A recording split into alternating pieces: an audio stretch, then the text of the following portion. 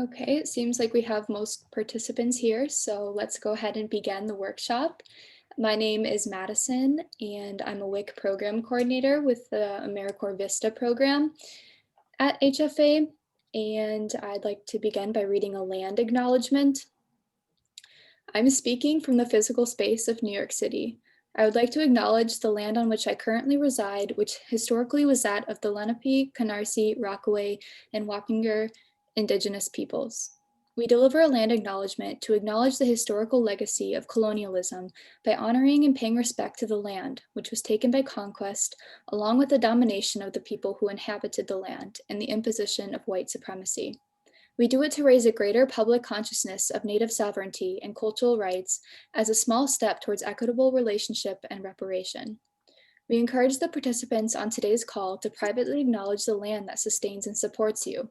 If you do not already know your area's history, we have provided a link in the chat to learn more about the Indigenous peoples that live or lived in your area. Bagel is not a food.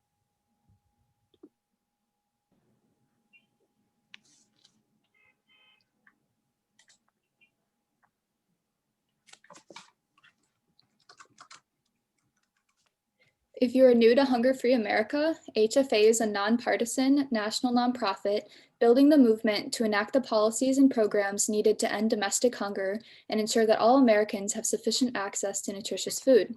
We do this through both our direct service and advocacy work, both of which we feel strengthen each other. As the WIC program coordinator at HFA, my work centers around building the capacity of HFA and helping eligible individuals enroll in WIC. We're sharing a link in the chat to a Google Drive folder that contains resources and information spoken about in this event for your future reference.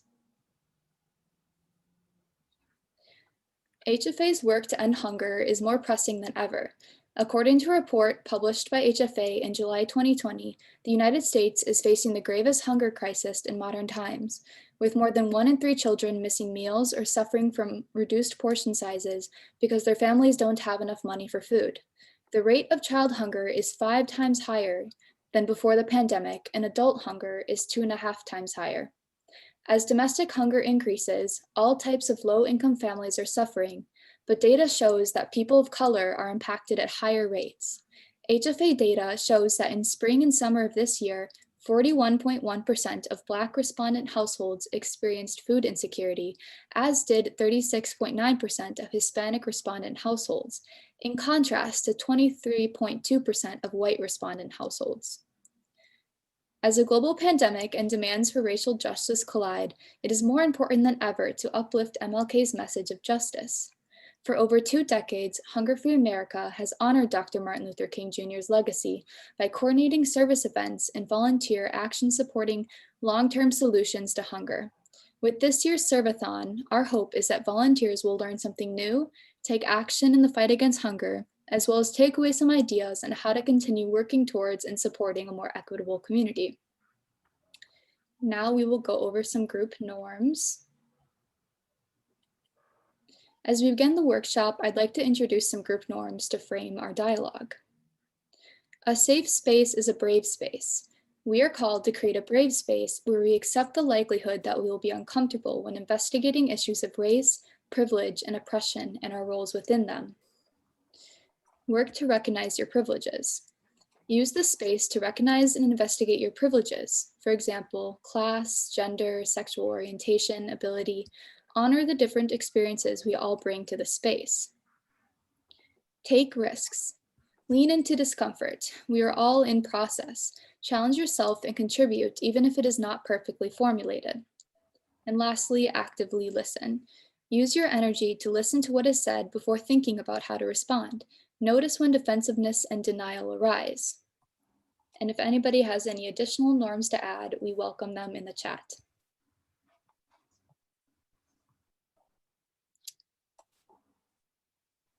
Okay, now I'd like to introduce the theme of the workshop and our co-host. So our incredible co-host is Lily DeCina. Lily is the WIC Program Manager at HungerFree NYC and the New York City affiliate of HungerFree America. Lily and her team work on a daily basis to raise awareness about WIC for eligible low-income women, infants, and children. She started their WIC Help NY Hunger Solutions pilot program, which was focused on Staten Island in Richmond County. Due to the success of this intervention and the support from different organizations, they were able to expand their services to the rest of the New York City boroughs. Lily was born and raised in Cuba and obtained her BA in Media and Communications at the Higher Institute of Arts, University of the Arts in Cuba. In the US, she previously worked at Optimize Today's Wellness Therapy Solutions, HungerFree Vermont, and the WIC program in New Jersey. So before Lily takes over with her part of the workshop, I'd like to remind everyone to save their questions to the end or drop them in the chat and I'll address them when the presentation is over.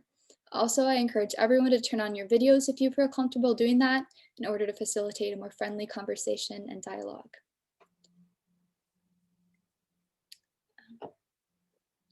So Lily, if you'd like to begin. Sure, give me 1 second, let me share my screen. Okay.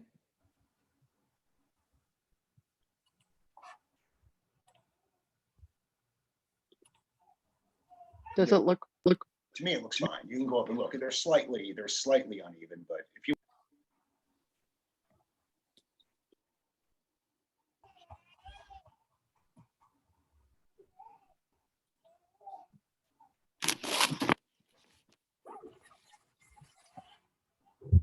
Can you all see my screen?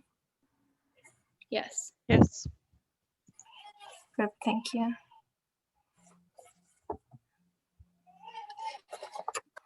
So good afternoon, everyone. My name is Lily Dolcina, and on behalf of my team, I want to thank you all for joining us today for our workshop, Food Justice is WIC Justice.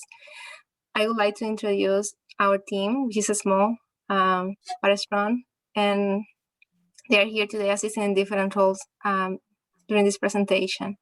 You have already met Madison. Simon is also here. Simon, would you like to say hi? Hello, everyone. I'm Simon. I am also a coordinator with part of the WIC team with Madison. So we also have our WIC benefits specialist, Caridad and Andrea. Caridad, are you there? Yes. Hello, everyone. My name is Caridad Robles, and I'm a WIC benefits specialist, and I'm happy to be here today. Thank you, everyone, for joining. Andrea? Hi, good afternoon, everyone. My name is Andrea Quintana, and I'm a WIC benefits specialist alongside with Caridad. And I want to thank everyone for joining as well. Thank you all. So as we all know, Dr. Martin Luther King is considered a formative figure in the modern fight for civil rights, and his legacy looms large in our work. Before we move on, I would like for everyone to take a minute to read this quote.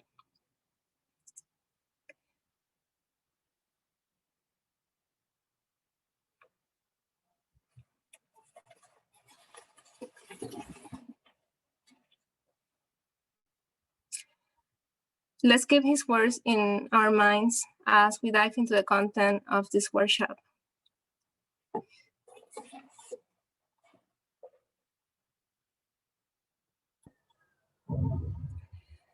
So if technology allows it, I want to start projecting an excerpt of a documentary film that was produced by the National WIC Association. And please let me know if there is any issue.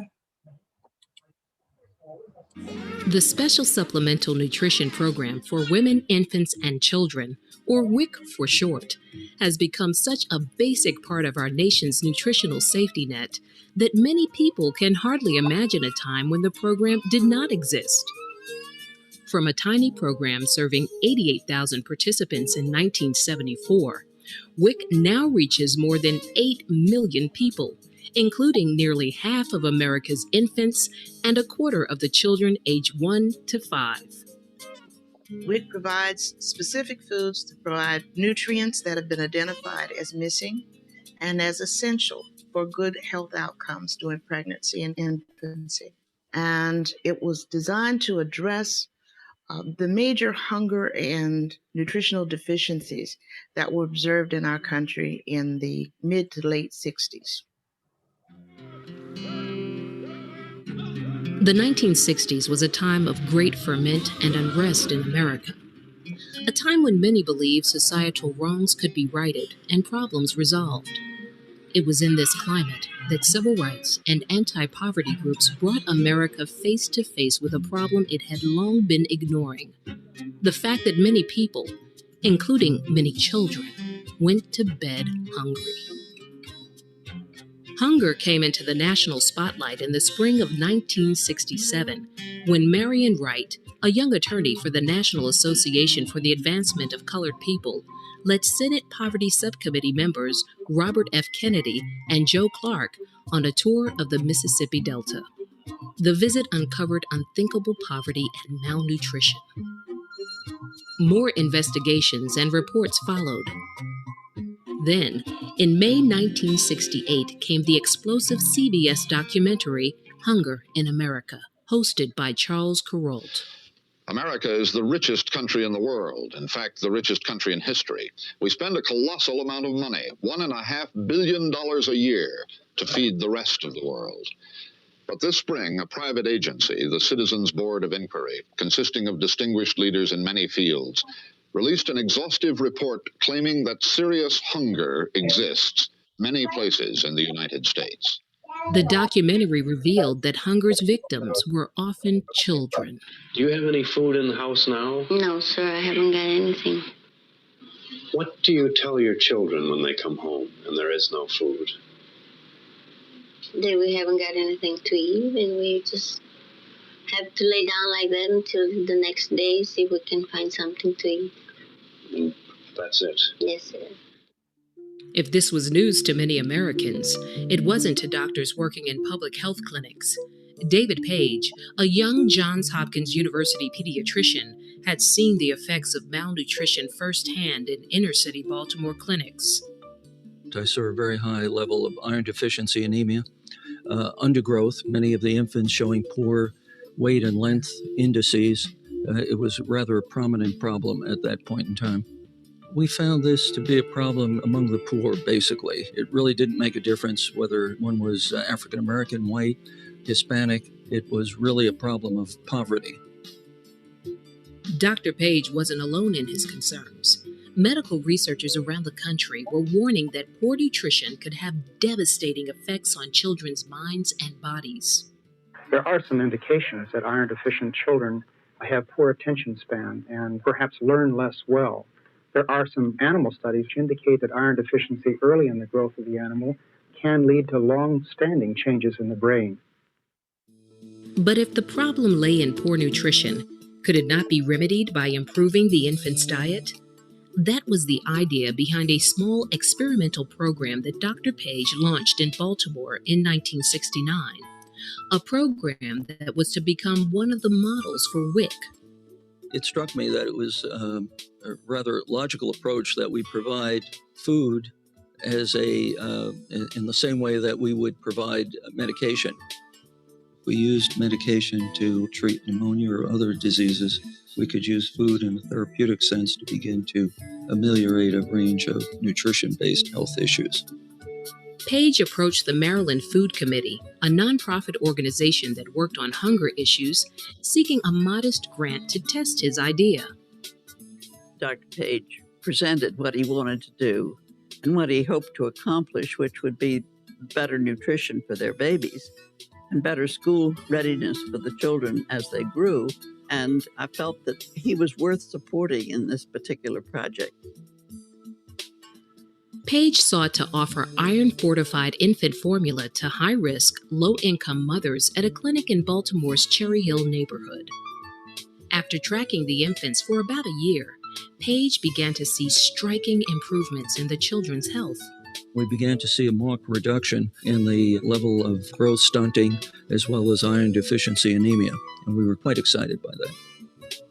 Anxious to see if he could achieve similar results with a larger study population, Page began to work with the Maryland Food Committee and state and local health departments to expand the program to other areas in Baltimore and across the state. The group received a federal grant to help with the effort, which they named the Iron Fortified Infant Formula Program. Mothers had been picking up the canned formula at clinics, but as the program grew, Page and the committee realized they needed a more efficient distribution system. We came up with a system that really approximated a traveler's check so that we could provide to the mother in the clinic a voucher. She could sign it and then countersign it when she redeemed it at the store. At the same time that the Maryland infant feeding program was expanding, pressure was mounting at the federal level to find a way to address the problem of malnourished women and children across the U.S.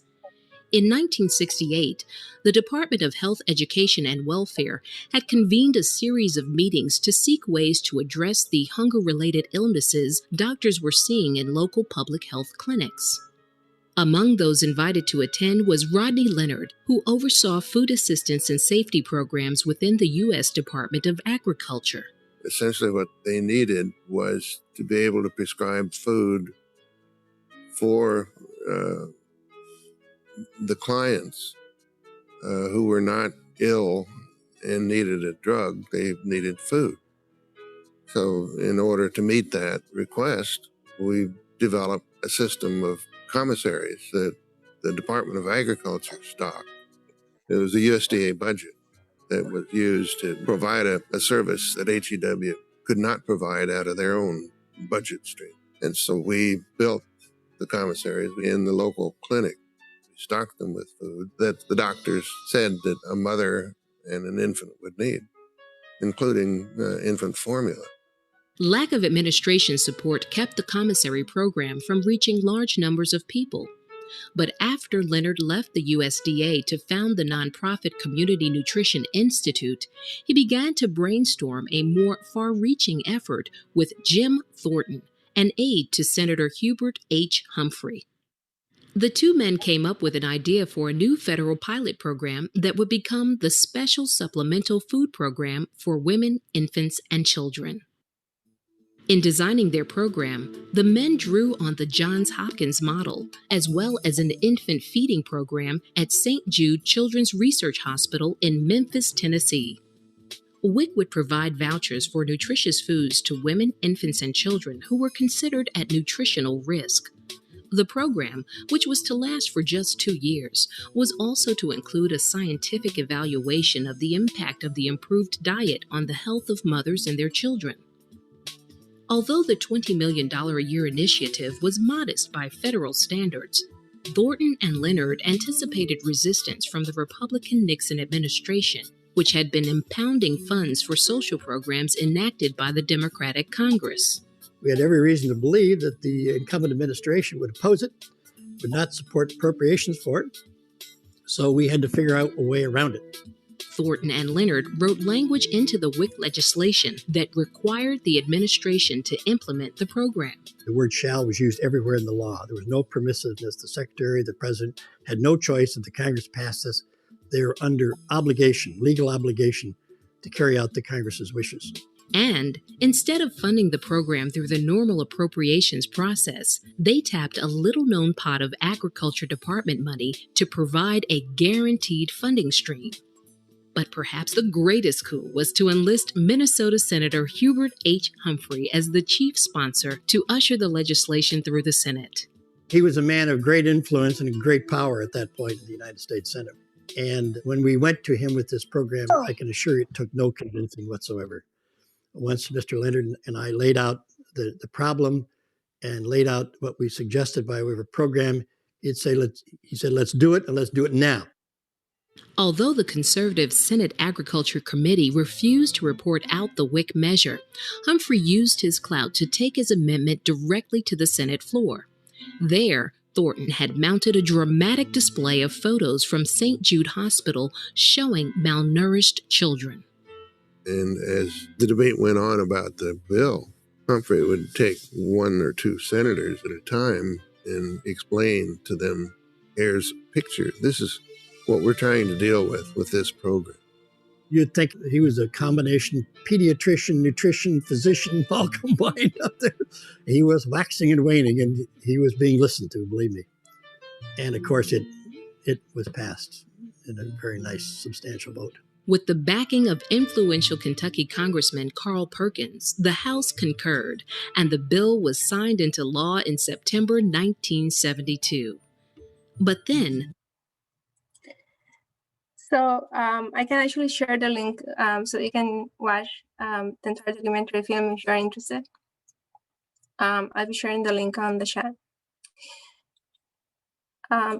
It took at least 3 more years to consolidate the basis of the program. In 1973, the program was officially named the Special Supplemental Food Program for Women, Infants, and Children. 2 packages were developed, one for infants and one for children and pregnant or breastfeeding women.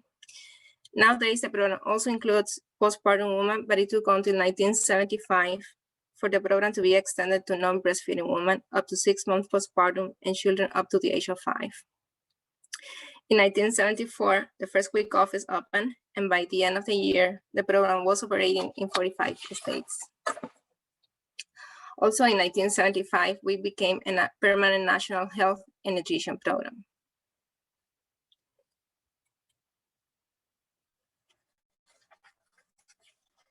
So we can then talk about the WIC health outcomes. What is the impact of WIC in practical terms? Well, as an early intervention program that starts since the very beginning of an individual's life, it has helped to reduce the premature birth and low birth weight babies, as well as fetal and infant death.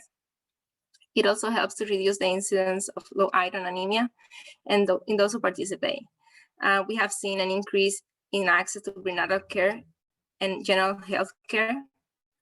The consumption of key nutrients and immunization rates have also increased among WIC participants. And at the same time, it has improved the diet quality and the overall quality of life of these women, infants, and children. Now, when it comes to applying for WIC, there are 4 aspects that are taken into consideration. The first of them is the category. So who's eligible for WIC, where we are talking about pregnant and postpartum women, as well as breastfeeding women, and then children under 5 years old. There is something that is special about WIC, and it's called the adjunctive eligibility. And that means that a potential eligible participant, if they are enrolled on Medicaid, SNAP, or TANF, that makes them automatically eligible for WIC. If, for whatever reason, the person who's applying is not covered by one of these programs, then we have to look at the income, which is the third element. And then last but not least is the household composition. And something that is also special about WIC is that the baby that is on the way is counted in the case of pregnant moms. So for example, if we are looking at the household, which is composed by a single mom who's pregnant, that household is considered a household of 2.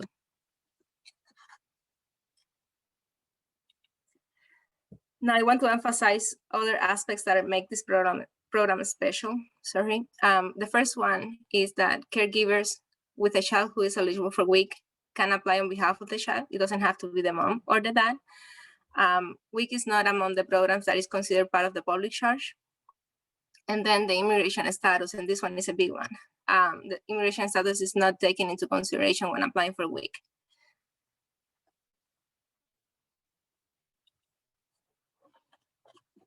Now, one might think that such a great program will be broadly known and used by those who need it. The reality proof has grown, and the decrease in this participation doesn't mean that there are less women and children who need the program, but rather than there are some barriers that prevent potentially eligible individuals from applying for WIC. As part of our work, we are always trying to identify those barriers, and they really vary according to external circumstances, changes in policies, and even the geographical space. In New York City, for example, a common barrier that we have identified is the public charge. Many potentially eligible participants are afraid of applying due to the potential negative impact that this might have in their immigration status.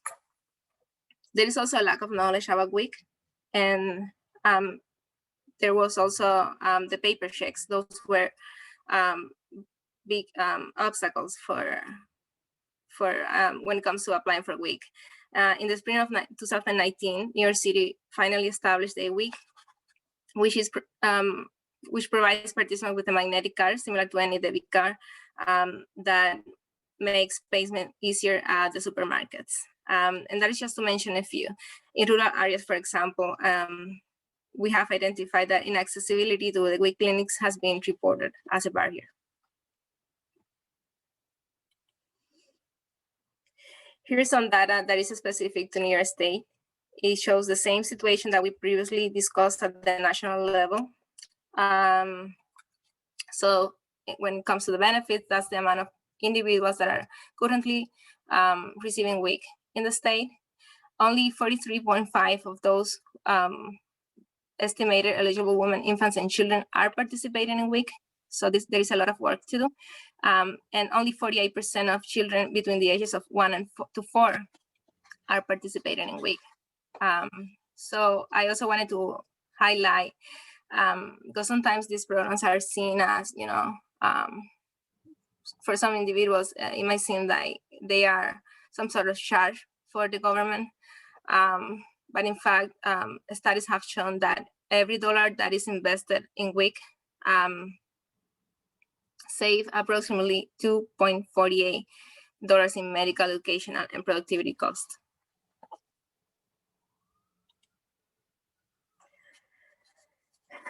So the pandemic, something that has hit us all. This unprecedented time and health crisis have had an impact in the program, as in anything else, which means that the program has been, has had to readapt to the current circumstances to continue assisting its participants. Some of these adjustments have come in the form of waivers. At the moment, WIC participants are not required to go in person to their appointments. The benefits are being provided remotely, and the WIC cards are being mailed in the most cases. There have been also some flexibilities in the food package.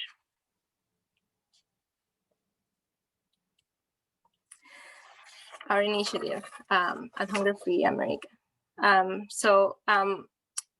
The big motivation, the starting point of this work that we are doing really finds its roots in the contract that we had with the New York State Department of Health and Hunger Solutions, for which we were subcontractors, working specifically in Staten Island.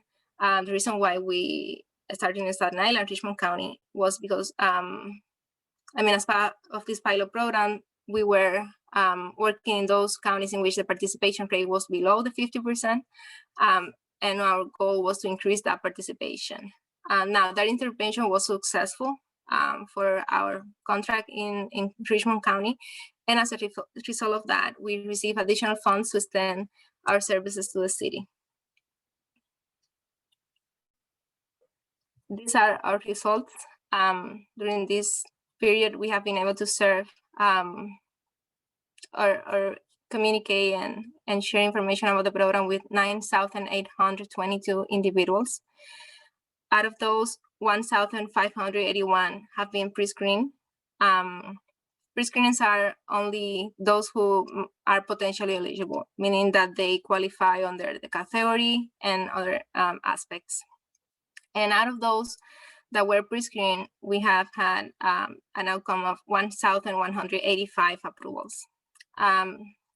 If we calculate the benefits, and this is just an estimate, taking into as a reference the average cost of the WIC package that was posted in the USDA website, that means that $1,499,072 have been provided in the form of benefits for these WIC participants that we have assisted.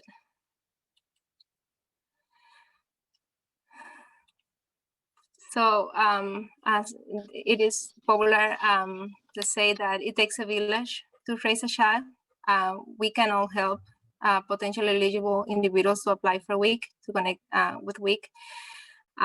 This is the future, and we all can take part of that. So I once again want to thank you all for being here. This is the first step towards that support.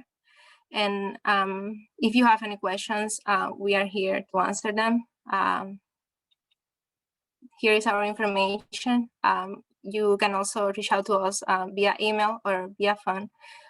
And I'll stop sharing my screen so we can have a Q&A session. Thank you. Okay, thank you very much, Lily, for the information about WIC and sharing that presentation with us. Now I'd like to ask you a few questions. So to start, what does Martin Luther King Jr.'s work and legacy mean to you?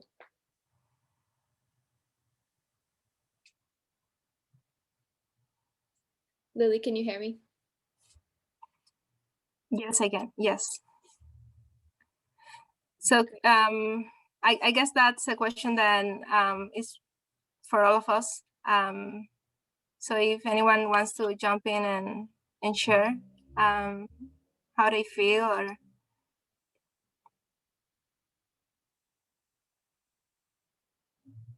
can you repeat the question, Madison, in case someone missed? Sure. So what does Martin Luther King Jr.'s work and legacy mean to you?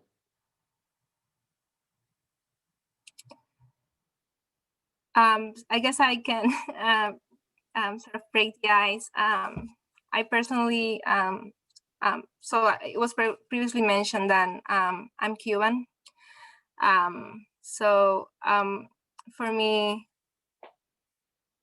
we didn't have much information living in the island. I was isolated in many ways. There are good things about being in an island, and there are many others that are not as good. But coming across this personality, or you know, the words that and the approach that he had, which come from love and unity, and you know, that sense that we cannot have a, you know, a good life if we don't make sure that all of us are having the same access and the same opportunities. So I feel that this is more than ever relevant today, given the circumstances that we are living in. Honestly, I never expected to see what we saw last week. It made me profoundly sad. So I just hope that, you know, we all open our minds and our hearts to this new chapter with, you know, his words and his legacy in our work, in our life. So I would like to hear other opinions. And I get very emotional because, you know, coming from Cuba, I really, when I came here, my dream has been to live in democracy, in peace, in a, you know, fair, just system. And I just look forward to that. I'm also a mom, so my kids are US citizens. And I really look forward to a future in which they can enjoy the freedom of this land, and, you know, having leaders that represent that. Thank you. Yes, Thank you, Lily. Thank you. I'll just add, I'm Denise from HungerFree New York City, HungerFree America. And something that Lily just brought to mind is legacy. When I think of MLK, someone had mentioned that he was only 39 years old when his life was ended, but we're still talking about him. So I do think about sort of like what we're doing now in terms of like the legacy that we're leaving for those that are coming after us, and how important those things are. And sometimes they're so difficult to make those decisions now, but they're needed because we want a safe and just world for all of us and for future generations. And now we have a day honoring him, but also honoring ourselves and our generations. And we dedicate today as a day of service for that specific reason. So it's a really good time to reflect on his life, but also on like what we can do to leave a legacy. Definitely. Thank you, Denise. Are there any other thoughts or opinions? Okay, and then Lily, I'd also like to hear from you. about what participants of today's call can do to best support the mission of WIC. So as I said, I feel that showing your interest in participating in this workshop, being here with us is the first step. So once again, thank you for taking the time to be with us here. We are all part of the community. So in many levels, we can spread the word, share information, connect those who might be potentially eligible for the program with the program. And that could be, either sharing just information that you can find online. We'll be more than happy to share resources. But we could also receive calls. If you are in New York City, we are offering direct service. So you can always call our team and we'll be able to assist those potential eligible participants. We are working with all the WIC offices in the city. So we make sure that they not only receive the benefits, but that they have the best experience possible. So that'll be a way. There is also social media, which has such a strong impact. We can share information on our social media platforms. And sometimes when I started this work, sometimes I will be, in the subway or in the ferry on my way to Staten Island. I will see a mom with a baby, and if the situation gave me the opportunity, that ride in the ferry is pretty long. So I will just approach that mom as a mom also, and I would start, talking about, anything. But then at some point, if I had the chance, I would share information about the program. This is such a special program, and I have to mention that I come from, my mom is a doctor in Cuba, and the system always wanted to have something that could be similar to this in terms of having programs that take care of those who are more vulnerable. So we are talking about, they call it Programa Materno Infantil, meaning program for moms and children, something like that. But it's by far not close to what WIC is here. So there are so many great programs in the US. I was impressed because, in Cuba, and sorry that that's just my reference. Sorry if I'm sharing a lot or always coming from that perspective, but that's the reference that I have. You think that a socialist system will be taking care of everyone, and living in Cuba, the US was the bad capitalism, the monster that is always there, imposing and leading the world in a very aggressive way and so on. It's just so crazy. And I have found here more care and programs that are helping people, making sure that people are, receiving the resources and the help that they need. So this is just so special, and we want to make sure that people know about these programs, that they know that they have all these resources. And to be honest with you, these programs are not perfect. There is a lot of room for improvement. So that's another way. We can all make suggestions. We can all raise our voices, make sure that, if there is a WIC office that is not an inviting space, we can talk about that, which will, talk about that. And we can also make proposals. We are working on a separate side, as part of our work at HFA, we are also thinking ahead and thinking about about ways to improve the program in terms of the food package, in terms of accessibility, so there are so many ways to help just improve the program in general. So I guess, yeah, so we just have to look around and see every single thing that we can do to make things better for everyone. These kids are not someone's kids. They are our kids, our children. And we have to think about their future. Whatever we have today And there are many things that we are not happy with, but there are so many things that are good. And, you know, people like Martin Luther King and others make sure that we had those great things that we have today. So in the same way, we can start building today, or continue to build today, the future that we want for our children.